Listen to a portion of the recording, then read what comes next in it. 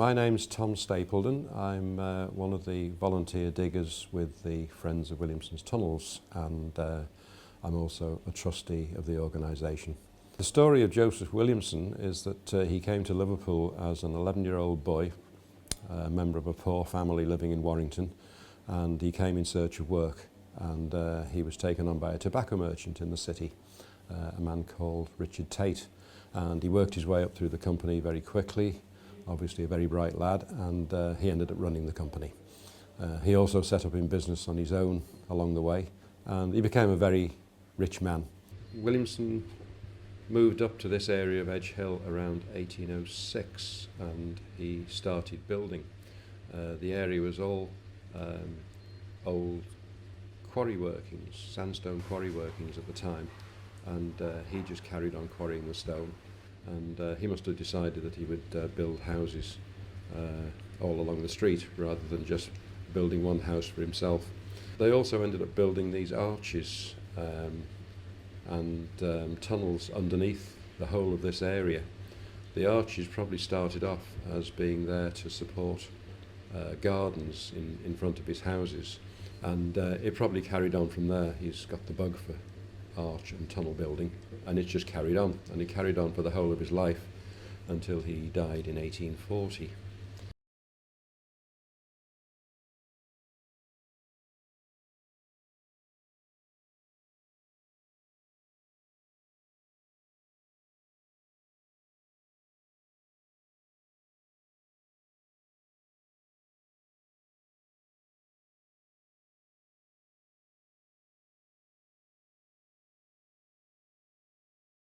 Williamson, we assume, was thought of as a madman by everybody else in the area.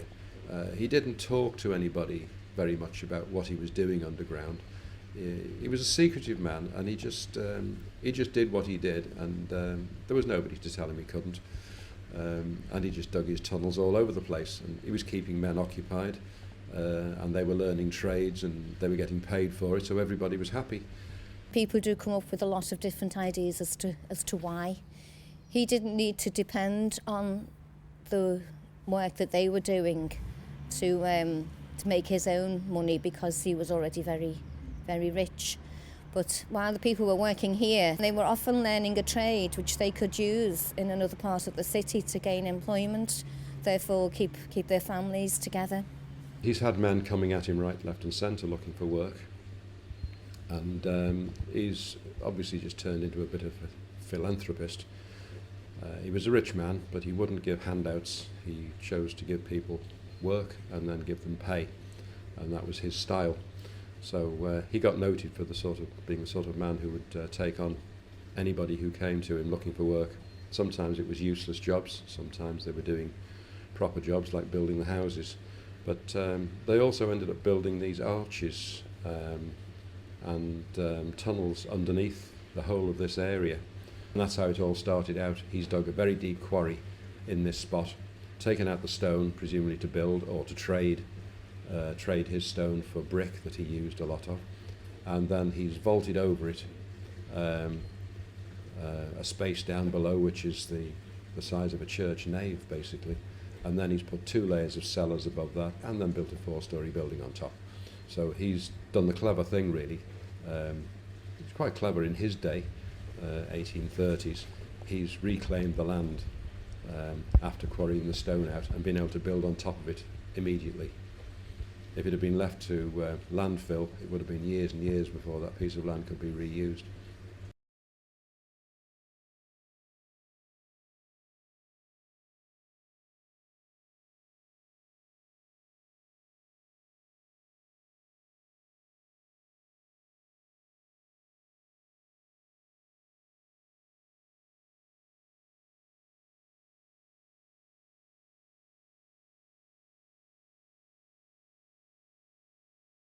The people living in the area probably thought of these tunnels as being a bit of a hazard. They wouldn't want their kids getting in there and getting into danger or getting hurt.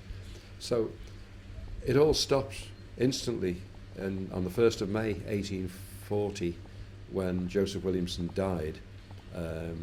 obviously the work was only being done because he was prepared to pay for it, and the moment he was gone, it all stopped, and from then on, the tunnels just became a nuisance to everybody else in the area, and they just used these underground structures that they knew about as a dumping ground. If anybody had rubbish to get rid of, or buildings were being demolished, rather than pay to have the stuff taken away, the easiest thing to do was just to dump it down below ground.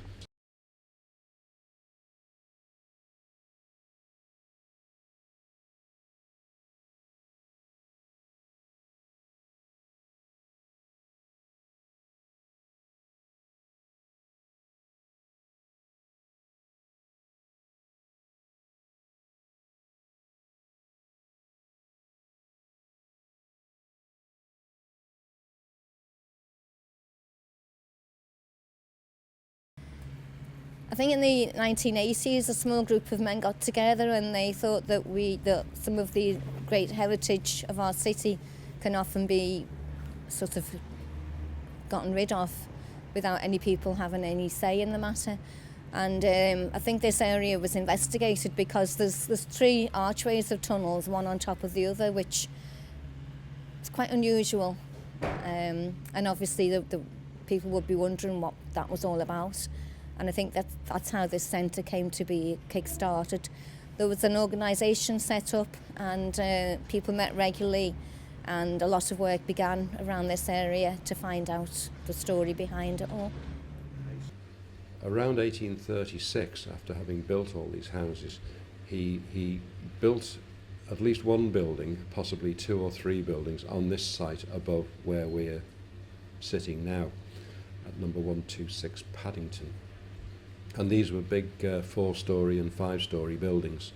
And we heard, while doing our research, that there were cellars underneath these buildings that went as far below ground as the buildings went above ground. And we thought that was rather interesting. So when the old flats that were on this site were knocked down and the new student accommodation was being built, we were watching. Every day somebody was getting time off work to watch this area in case anything interesting turned up. And one day a big digger working in the bottom of a deep hole, broke through one of the arches above our heads here, and that was the day in 1999 when we first rediscovered these lost tunnels that had been but they just disappeared into folk history.